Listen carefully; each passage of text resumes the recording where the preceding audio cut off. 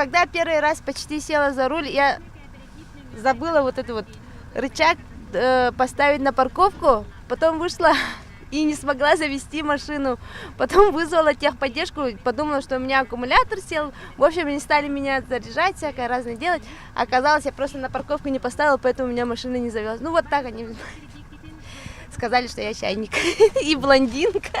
У меня машина старенькая была, Карина, когда.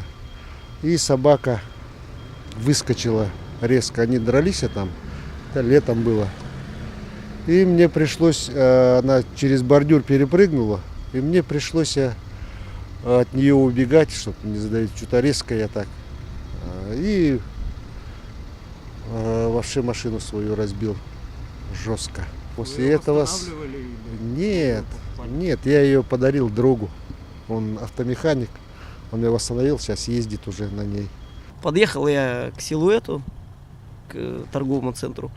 Все, как бы его поджал, так это, стою, никому не мешаю, но думал, по зеркалам человек посмотрит.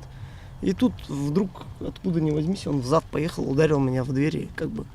Разошлись по-мирному, никаких денег я с него не стал требовать. Все нормально, как бы.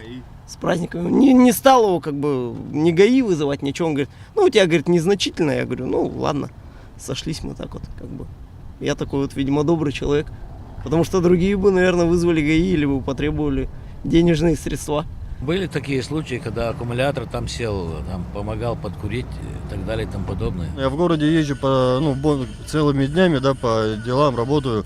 И постоянно происходят аварийные ситуации. Без этого никак. Нужна реакция, опыт и склад ума, чтобы успеть среагировать на маневр, движение. Это бывает как бы ежедневно. На летней резине зимой кататься.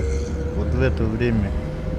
Вот это да, сейчас, конечно, уже не то, что раньше. Сейчас переобуваются все раньше, по времени. Сколько машин у меня было? Да. Это, по-моему, седьмая. А самая любимая, может, какая-нибудь машина у вас была? Ипсум, моя любимая машина была. Потому что она большая, семейная. У меня всегда куча вещей, потому что я таскаю детей все время по кружкам и все такое, по занятиям. Поэтому у меня куча вещей всегда. Коляски и все такое.